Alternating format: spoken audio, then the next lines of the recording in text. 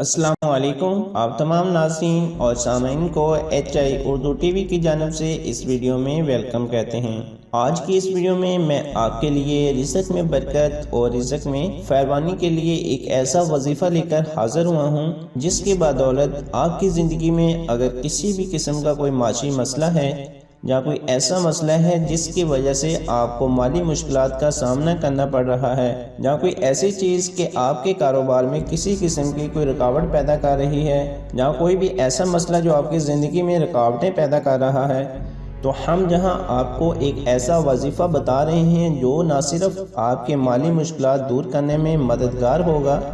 بلکہ آپ کی زندگی میں موجود رکاوٹوں کو بھی دور کرے گا۔ اس وظیفے کی بدولت اللہ سبحانہ وتعالی نہ صرف رزق کی فراوانی کر دیں گے بلکہ آپ کی زندگی میں موجود رکاوٹوں کو بھی آپ سے دور کر دیں گے۔